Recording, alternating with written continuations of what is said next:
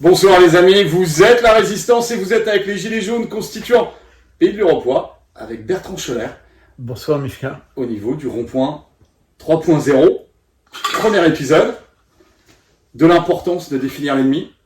Alors sur le rond-point, il y en a qui rentrent, il y en a qui sortent. Voilà, c'est un espace ouvert. On va en fait faire comme sur notre rond-point en fait. Rond-point 1.0 hein, dehors, mais là on est à l'intérieur. On va te dire, mais on fait de la politique, ok, on essaye de faire de la politique, mais quelle est votre légitimité? Déjà, le mec qui nous dit ça, on va s'occuper de sa légitimité à lui, de sa chambre.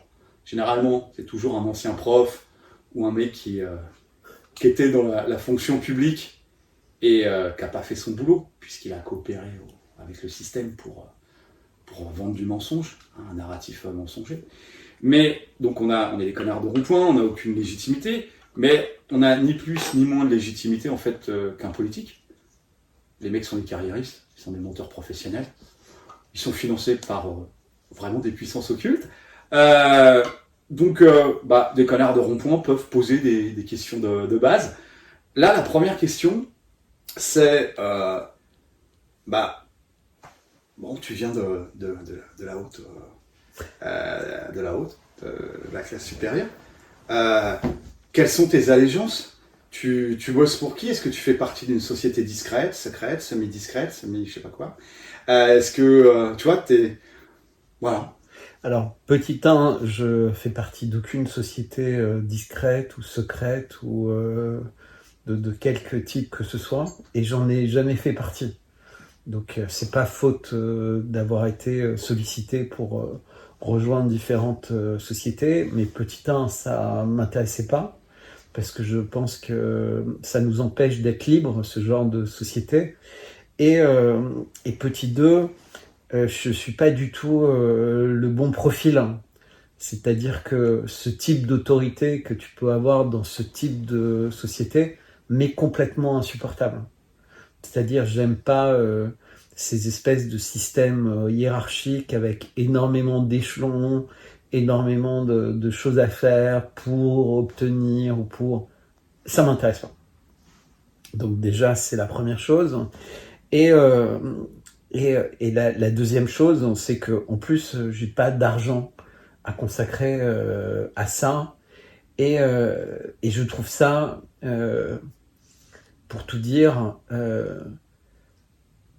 moi j'ai toujours ce discours de Kennedy en tête, hein, ce discours où il dit que le mal absolu dans une société démocratique, c'est les sociétés secrètes qui œuvrent pour des intérêts qui sont en général compétitifs, voire malfaisants, avec ce qui pourrait être l'intérêt supérieur d'une nation.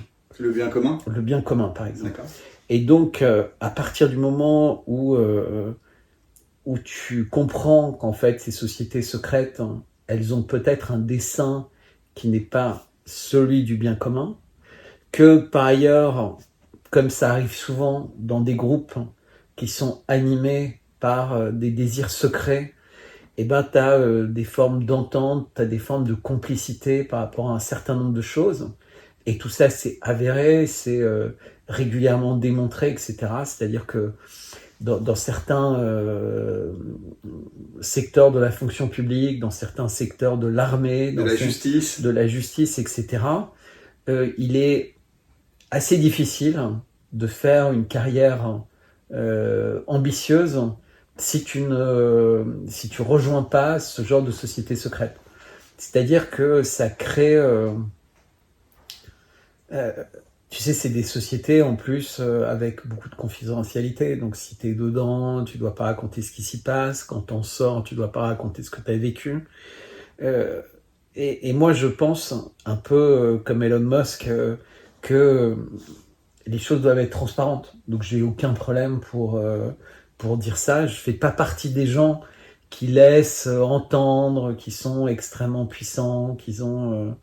et comme ça, ils obtiennent, tu vois, des avantages, ou ils espèrent obtenir des avantages. Moi, je pense que c'est pas comme ça que ça doit fonctionner. On évoquait dans un autre échange enregistré que les sociétés fonctionneront beaucoup mieux quand on mettra uniquement les bonnes personnes les plus adaptées au bon poste et en ayant une attention toute particulière à la corruption ou aux abus des personnes en question. Et je pense que dans ce domaine, pendant très longtemps, par exemple, en Europe, les pays nordiques nous montraient d'une certaine manière l'exemple. Mais c'est des choses qui disparaissent. C'est-à-dire qu'on se rend compte qu'à chaque fois que deux sociétés commencent à travailler de plus en plus ensemble, elles prennent le plus mauvais d'une société. Elles prennent le plus grand travers d'une société. Parce que c'est malheureusement le naturel. C'est-à-dire que si tu n'as pas un niveau d'exigence, eh ben c'est le bas. Je vais te donner un exemple. J'ai travaillé dans les télécoms il y a assez longtemps, au moment du développement très fort des opérateurs mobiles. Donc c'était fin des années 90, début des années 2000.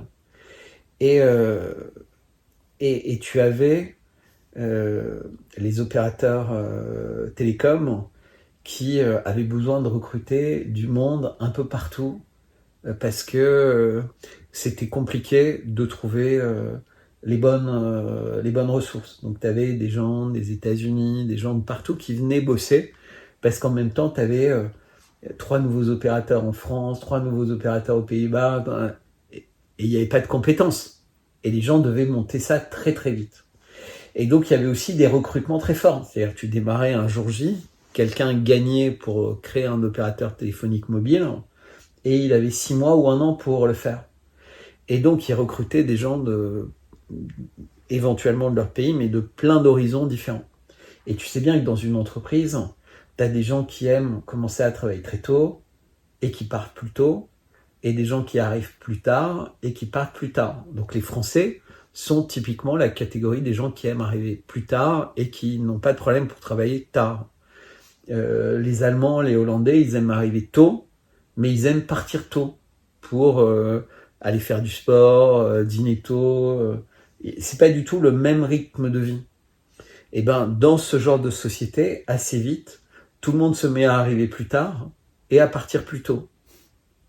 Donc en fait, chacun prend les avantages des autres.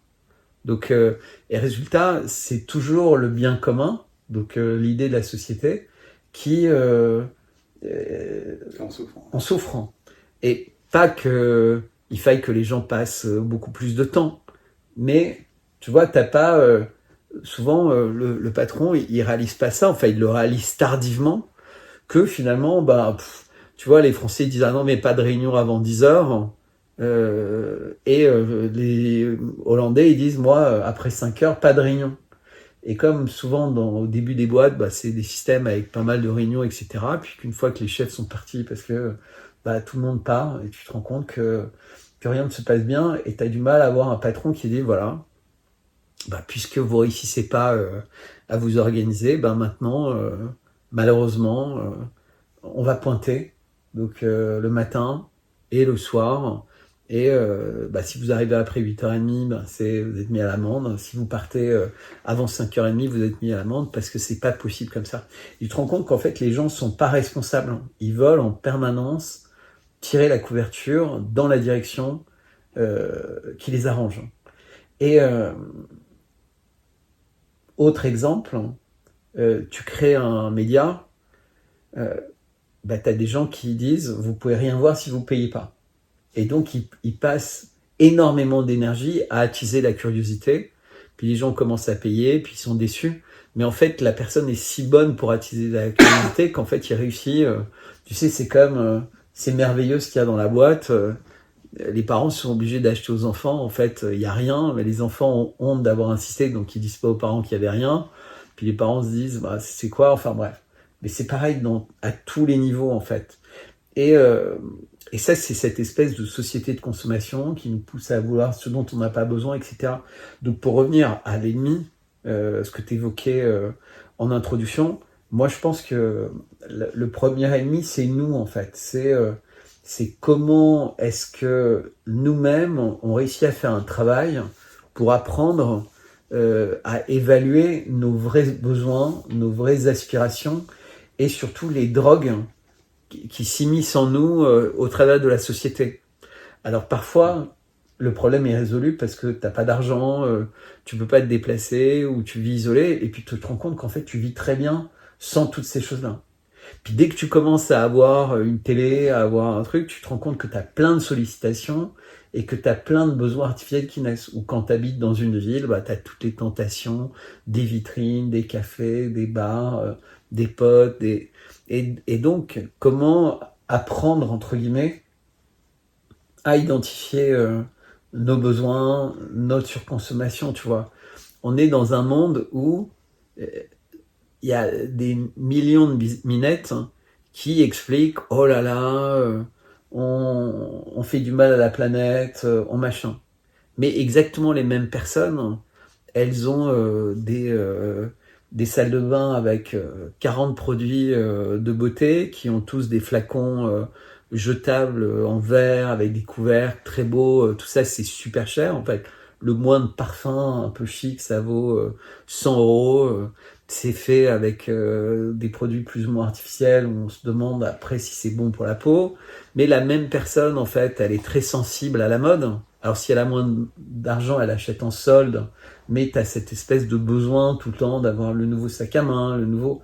Et donc tu as une énorme contradiction entre vouloir le bien de la planète et acheter en permanence des vêtements jetables, quand tu sais qu'il y a d'autres endroits du monde où les gens sont très contents d'avoir un Esquimau, par exemple, il vit avec 250 objets.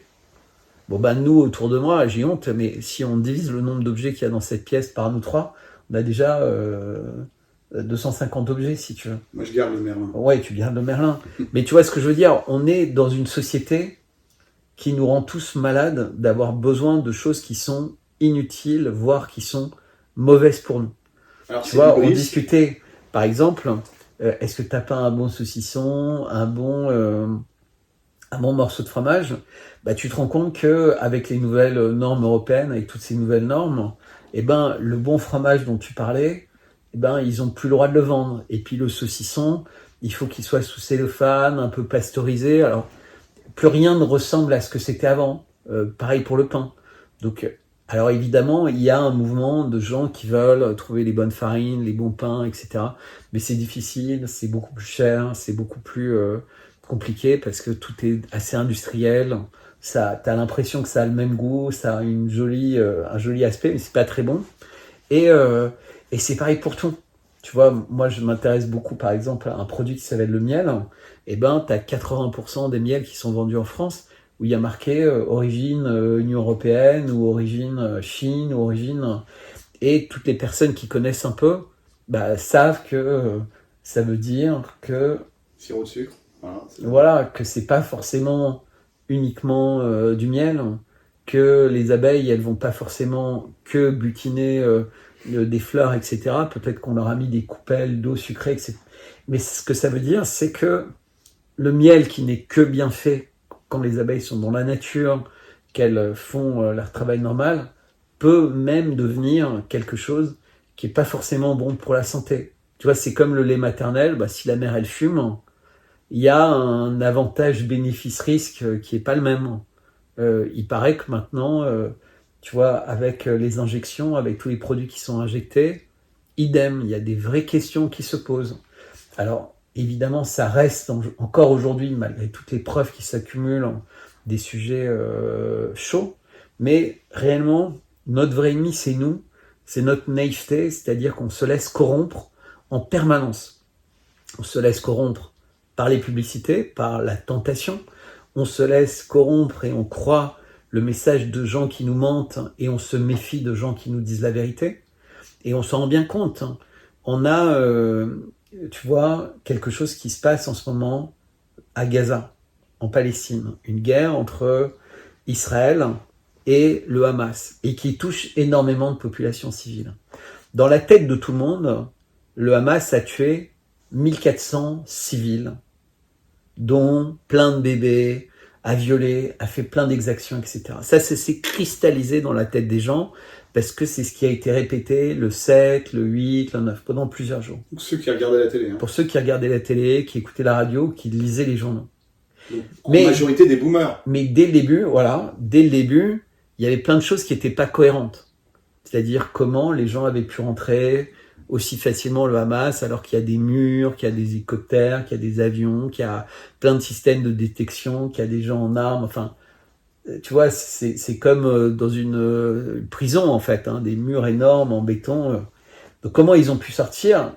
Mais à la limite qu'ils aient pu sortir. Mais comment ils ont pu revenir avec des otages tout en ayant tué autant de monde? Donc il y avait vraiment cette question. Puis il y a des documents de Wikileaks qui sont sortis, etc. Mais tout ça, c'est la question, tu pouvais te la poser tout de suite.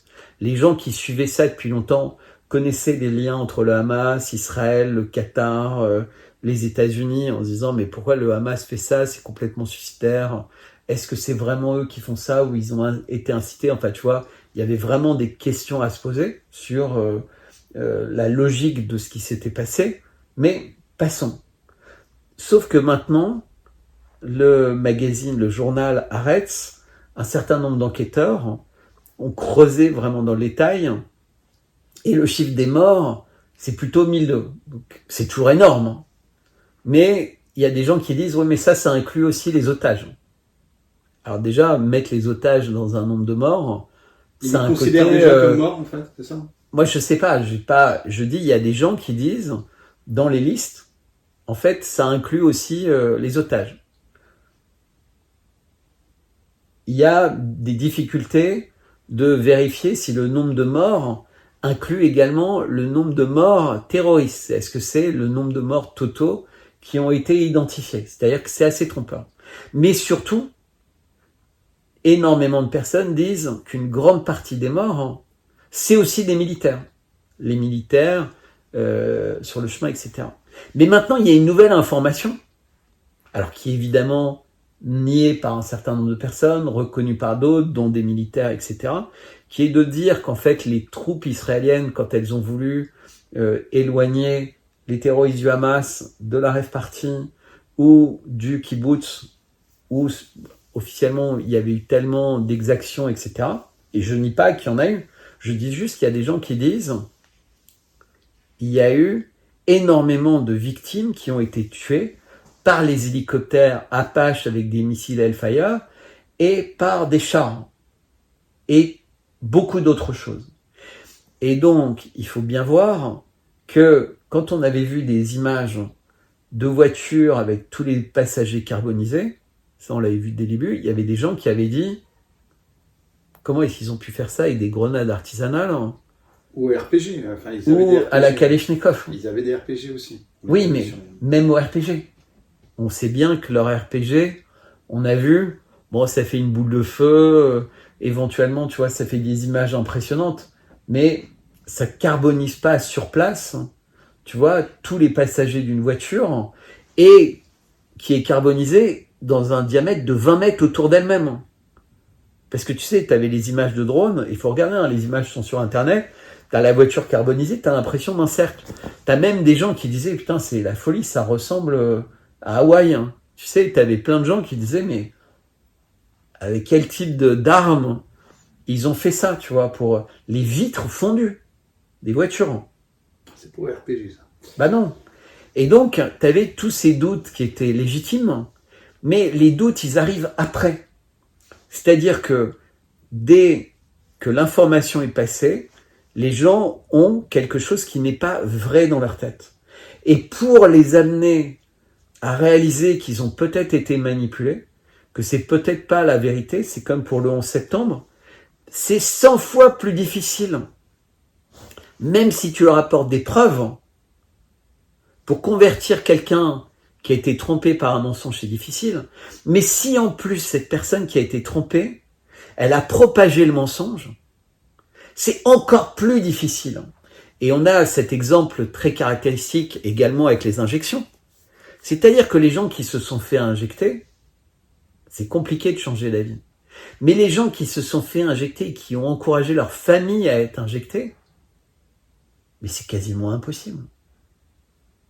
Et alors, pour peu qu'ils aient incité leurs enfants à le faire, mais non seulement ils ont du mal à changer d'avis, mais ils détestent les personnes qui essaient de leur faire changer d'avis. Donc le fait de s'être trompé et d'avoir cru tellement que tu as propagé le mensonge, mais ça crée des conséquences en cascade qui sont juste astronomiques en fait. Et donc l'ennemi, c'est vraiment nous. C'est-à-dire qu'on doit arrêter de prendre pour argent comptant des discours qui sont toujours mensongers, qui créent un besoin qu'on n'a pas, qui créent une certitude dans notre tête qui n'est pas une bonne certitude, qui nous incite à agir d'une certaine manière qui n'est pas la bonne pour nous et pour l'intérêt commun. Et donc on doit apprendre à dormir sur des événements, à ne pas écouter une seule source d'information. On doit diversifier les sources d'information parce qu'on a suffisamment d'expérience maintenant pour savoir que sur beaucoup de sujets, et peut-être même sur la quasi-totalité des sujets, les gens qui nous gouvernent nous mentent. On a la certitude que les sociétés médicales ne cherchent pas à nous soigner. Elles cherchent à nous soigner longtemps. Elles cherchent à nous soigner durablement. Il y a des gens dans le domaine médical qui disent que, un dentiste, par exemple, quand il a un client, il sait que ce client, s'il a 20 ans, il va lui rapporter 50 000 balles. Il faut avoir un dentiste, déjà. Tu vois ? Etc., etc. Donc les gens, ils regardent les patients comme une voiture. Il m'a acheté une voiture, je dis n'importe quoi, il a dépensé 30 000 balles chez moi, et ben si je le fidélise bien, au cours des 3 prochaines années, il va dépenser 10 000 balles en vidange, en révision, en pneus, en ceci, en cela, puis en réparations diverses et variées. Et donc les gens, ils voient leur profit. Et ils aiment aussi quand la voiture est sous garantie. Parce que quand la voiture, tu vas la ramener chez ton concessionnaire sous garantie, bah, il va pas te faire payer, mais le constructeur va le payer. Donc tu vois, ils sont ravis de te fidéliser pendant cette période. Donc tout le monde voit comment sur la durée, il va te prendre de l'argent. Et donc ça aussi, il faut changer la donne, il faut changer l'état d'esprit. Tu vois, un constructeur comme Toyota, c'est la première marque en disant, mais moi je suis tellement confiant dans mes voitures, si je vous la garantis pas 6 mois ou 1 an, si vous pouvez faire 200 000 kilomètres, nous, sauf si vous agissez de telle manière, mais t'imagines, c'est une vraie rupture dans la manière de penser et de gérer tes relations.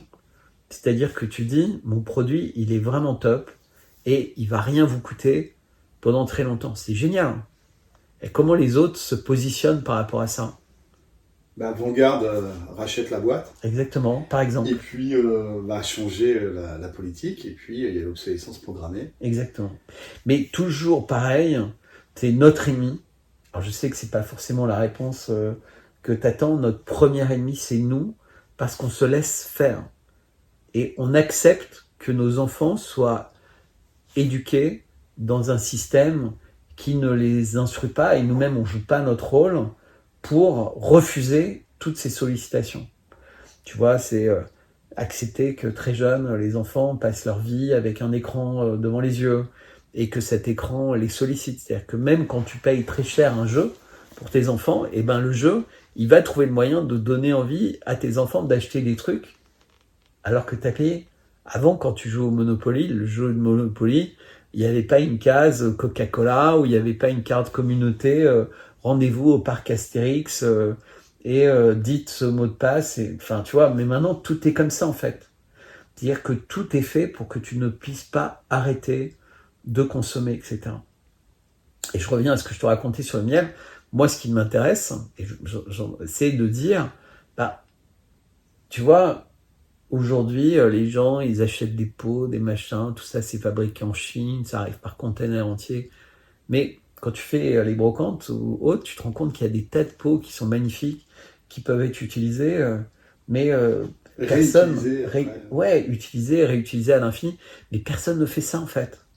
Parce que, voilà, il y a des milliers de choses, tu vois. Et on voit le succès des Emmaüs, le succès...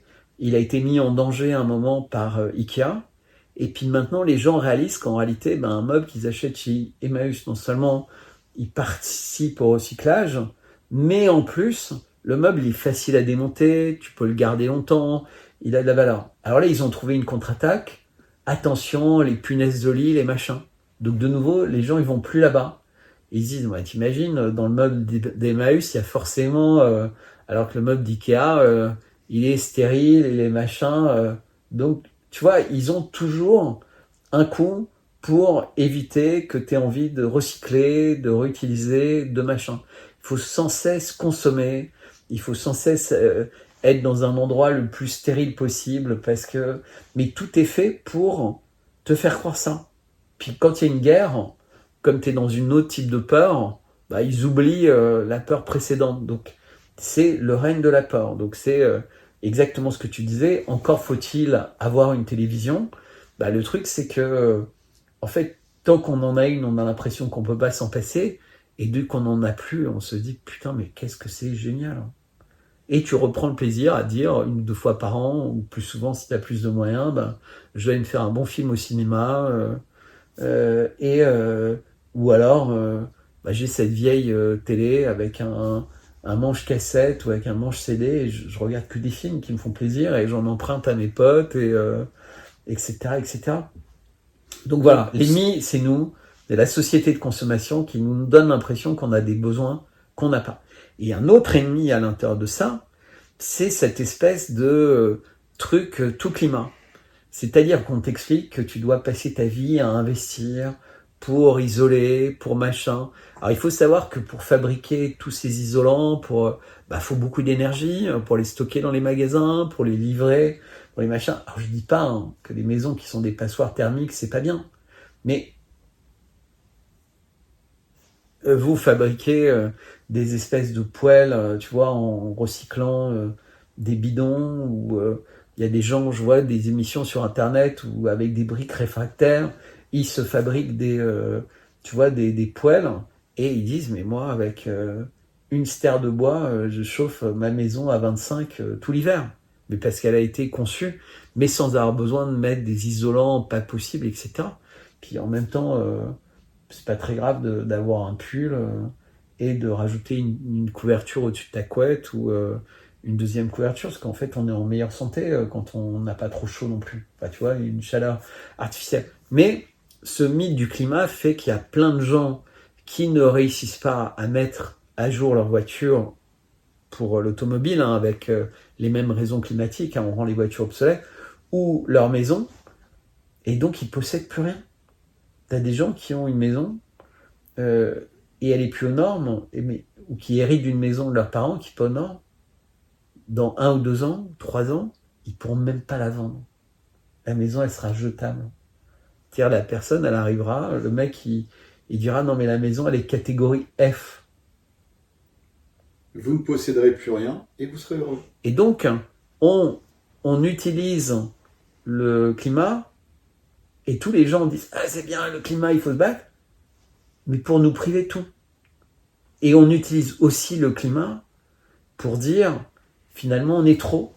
T'as des gens qui disent, on est tellement sur Terre qu'il faudrait peut-être faire moins d'enfants. Non, mais il y a des mecs, ils en sont pratiquement à penser à se suicider pour sauver la planète. Je l'ai. Il y a des gars, dans leur discours, c'est suicide-toi pour sauver la planète, grosso modo, ou mange des insectes pour rendre le soleil moins chaud. Bien sûr. Mais tu dis, c'est malade. Mais t'as une sculpture aux États-Unis qui s'appelait les Georgian Guidestone. Et dessus, c'est écrit en plusieurs langues des règles pour que l'humanité soit heureuse et fonctionne bien. Alors je sais plus si le chiffre c'était, il faudra qu'il n'y ait pas plus de 500 millions ou 750 millions d'habitants sur Terre. C'était écrit noir sur blanc. Le monde entier en a parlé, et on en a reparlé quand elles ont été détruites. Ce qui était très astucieux, puisque la destruction les a remises au goût du jour juste pendant le Covid. Donc tous les gens qui disaient c'est génial, les gens qui ont détruit, non. Parce qu'en fait, il n'y avait que les complotistes qui avaient entendu parler de ça, le grand public, les gens s'en foutaient en fait. Mais quand ça a été détruit, c'est devenu grand public. Donc c'est passé au journal de 20h et tout. Et les gens ont fait passer le message qu'il y avait des personnes qui considéraient que c'était bien. Quand tu sais que tu as 8,5 milliards d'habitants sur Terre, passé à 500 millions, ça veut dire 8 milliards d'habitants en moins. Et c'est pas la baisse de la natalité qui va permettre d'arriver à ce chiffre-là rapidement. C'est pas l'abaissement de l'espérance de vie qui va permettre d'arriver à ça rapidement, mais ça pourrait très bien être des guerres, ça pourrait très bien être des produits chimiques, ça pourrait être très bien des épidémies, ça pourrait très bien être des produits qui sont injectés. Enfin, on a tous vu des films catastrophes où les mecs disent on a inventé un sérum contre le cancer, et puis en fait ils ont mal fait les tests parce qu'il y avait trop d'argent, il y avait trop de machin, et puis que tout le monde voulait se débarrasser du cancer, et que ça avait l'air de marcher bien, et finalement la planète entière meurt ou se transforme en autre chose. Alors, ça dérange pas grand monde, hein. Il y a des gens qui de toute façon se feront pas injecter, donc voilà, un peu comme disait Montagnier, les non-vaccinés, ils sauveront l'humanité. Sauf que maintenant, on vaccine les poules, enfin, on vaccine les porcs, les vaches, les machins, et on sait, parce que l'homme était le premier sur lequel on a testé ces injections, entre guillemets, bah que malheureusement, ça reste pas là où on pense que ça devrait rester. Et que ça a un impact sur pratiquement tout ce qui est notre corps, c'est des thérapies géniques. C'est-à-dire que ça reprogramme notre corps. D'ailleurs, c'était le cas. Hein. C'était présenté comme un outil pour reprogrammer. C'est le principe de l'ARN messager. C'est de communiquer avec les cellules du corps et de dire au corps, fais ci, fais ça. Alors que un vaccin traditionnel, c'est tu le prends et le corps va réagir contre ce que tu lui injectes et apprendre à lutter contre la maladie. Donc là, tu dis c'est un peu intuitif, mais là, c'est vraiment des outils qui sont là pour programmer. Donc on doit s'inquiéter. Moi, si tu veux, la première fois où ils ont parlé de ça, je me suis dit, mais est-ce que ça a déjà été fait? Oui, sur des poules. C'est quoi le résultat? Catastrophe. Je dis, putain, mais ils ont fait ça une fois sur des poules, c'est une catastrophe. Et ils vont faire ça sur 4 milliards de personnes de la Terre, et personne ne dit rien. Bah si, les personnes qui voulaient dire... Les Gilets jaunes disaient quelque chose. Ils étaient virés, ils étaient traités de complotistes, de non-scientifiques, de non-machin, etc. Et pourtant, ils disaient rien de mal. Hein. Ils disaient, il y a un gros rhume, effectivement, qui fait des dégâts, mais toutes les images étaient truquées. La grippe, c'est 20 000 morts par an. Ouais. Il n'y a plus de grippe. Non. Il n'y a que le coco. Donc, ils sont passés où? Elle est passée où, la grippe? Bon, l'ennemi, c'est nous. On croit toutes leurs conneries. Bon. Et si on a le même ennemi, on est camarades de tranchée. Ouais. Et qu'il y a deux côtés une tranchée, comme disait Lénine avec la barricade. Donc, ton bouclier me protège, le mien te protège. C'est le concept de... Quel que soit ton passé, ou ton parcours, ou tes orientations, tes polarités, que tu sois plus sur le social, ou plus sur l'entrepreneurial, ou plus sur le... Ben voilà, on est tous multiples. Hein, si on a le même ennemi, on est camarades de tranchée. Alors là, on parlait de l'ennemi intérieur. Après, l'ennemi extérieur est beaucoup plus facile à définir. Mais c'est marrant, hein, il y a beaucoup de partis révolutionnaires, etc., qui sont incapables de définir précisément qui est l'ennemi. Extérieur. Intérieur, on n'en parle pas. Donc, on est camarades de tranchée. Et finalement, de parcours différents et de polarités différentes, comme on est camarades de tranchée, bah en fait, c'est plutôt une richesse. Ça fait comme un arc électrique, en fait. Il y a des bornes plus, des bornes moins, il y a des charges que fois ça s'engueule, que fois ça se frite. C'est comme sur un rond-point, en fait. Ça se finit en chanson, un coup de pinard et de chansons. Et, ok, donc l'union par la définition de l'ennemi. L'union en réponse, en fait, à cette question, qui est ton ennemi? Exactement. Intérieur et extérieur. Ça nous amènerait au grand djihad, au petit djihad aussi. Enfin bon, voilà, hein, pour les religieux musulmans ou chrétiens avec la guerre sainte, etc. Ok, c'est des trucs intéressants, tu vois. Tu redécouvres sur le rond-point des concepts religieux. Bah écoute, on est bon là, on a fait le tour. Fin de la première capsule. Force et honneur, on lâche rien.